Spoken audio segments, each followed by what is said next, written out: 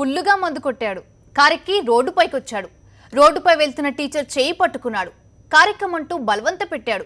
ఆమె కేకలు విన్న స్థానికులు చితక్కొట్టి పోలీసులకు అప్పగించారు.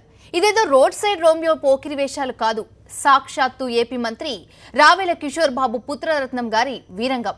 మనోడి కీచక పర్వానికి బలైన బాధితురాలు ధైర్యంగా పోలీసులకు ఫిర్యాదు చేయడంతో వ్యవహారం బయటకొచ్చింది.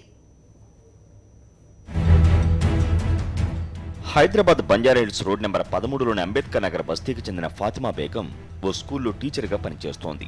విధులు ముగించుకుని ఇంటికి బయలుదేరింది. అదే సమయంలో మంత్రి రావెల కుమారుడు సుశీల్ తన డ్రైవర్తో కలిసి నెంబర్ ప్లేట్ లేని కారులో ఆమెను వెంబడించారు. బంజారాహిల్స్ వైట్ హౌస్ ముందుకు రాగానే సుశీల్ ఆమె చేపట్టుకుని కారు ఎక్కాల్సిందిగా బలవంతం చేశాడు. బాధితురాలు భయంతో గట్టిగా అరవడంతో చుట్టుపక్కల ఉన్నవారు వచ్చి సుశీల్తో పాటు డ్రైవర్ను పట్టుకున్నారు. స్థానికుల ద్వారా సమాచారం అందుకున్న ఆమె భర్త సయ్యద్ కూడా అక్కడికి వచ్చారు. అంతా కలిసి సుశీల్తో పాటు డ్రైవర్ అప్పారావును చితకబాదారు. ఈ సమయంలో సుశీల్ వారి నుంచి తప్పించుకుని కారులో పారిపోయేందుకు ప్రయత్నించగా స్థానికులు పట్టుకుని బంజారాహిల్స్ పిఎస్లో అప్పగించారు. అలాగే బాధితురాల నుంచి పోలీసులు ఫిర్యాదు స్వీకరించారు. ముందు డ్రైవర్ పైనే లైంగిక వేధింపుల చట్టం కింద కేసు నమోదు చేసిన పోలీసులు సుశీల్ పేరును ఎఫ్ఐఆర్లో చేర్చలేదు. అయితే ఈ ఘటన గురువారం జరగగా ఆలస్యంగా బయటకు వచ్చింది. బాధితురాలి బంధువులు శుక్రవారం మరోసారి స్టేషన్కు వెళ్లి కేసుపై ఆరా తీయడంతో అసలు విషయం బయటపడింది. ఫాతిమా తన సెల్ ఫోన్లో ఉన్న ఫోటోలను చూపిస్తూ జరిగిన విషయాన్ని మీడియాకు చెప్పడంతో మంత్రి కొడుకు కీచక వ్యవహారం వెలుగులోకి వచ్చింది. स्कूल 4 बजे छूट गया था तो आ रही थी मैं 4 बजे बच्चों को गाड़ी पे भिजा दी और मैं हल्लो हल्लो आ रही थी और बच्चों को ड्रॉप करके मेरे को आ रहे थे लेने के लिए।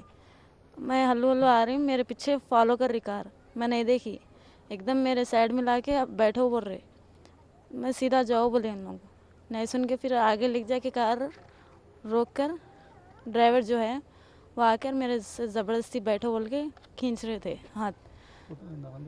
फिर भी कैसा भी छुड़ा के मैं भाग के आई वहाँ से।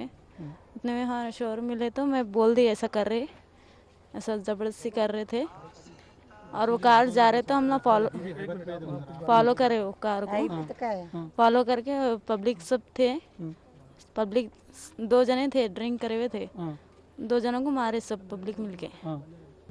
कुछ नहीं, खाली रिपोर्ट लिखा लेके भिजा दिए।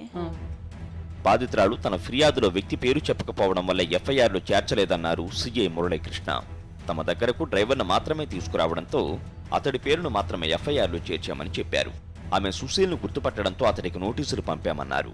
ఈ కేసులో ఎలాంటి ఒత్తిళ్లు లేవన్నారు. తను ఇంటికి వెళ్తుండగా రోడ్ నెంబర్ 13లో ఒక ఎమ్మెల్యే స్టిక్కర్ ఉన్న కారులో ఉండే ఒక డ్రైవరు ఆమెతోని ల్యూడ్ రూమర్స్ అంటే అసభ్యకరంగా మాట్లాడని చెప్పేసి ఆ యువతి ఆరోపించింది.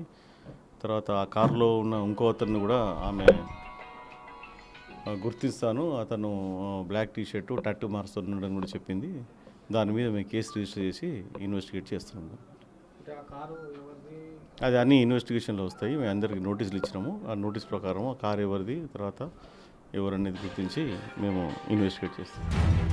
ఈ కేసు వ్యవహారం ఎలా ఉంటే సుశీల్ని కొందరు కొట్టారంటూ బంజారాహిల్స్ పోలీసులకు మరో ఫిర్యాదు అందింది. బంజారాహిల్స్ మీదుగా వెళుతున్న సుశీల్ను అకారణంగా అడ్డగించి దాడి చేశారంటూ మణికొండ రమేష్ అనే వ్యక్తి కంప్లైంట్ చేశారు. దీనిపైన పోలీసులు కేసు నమోదు చేసి దర్యాప్తు చేస్తున్నారు.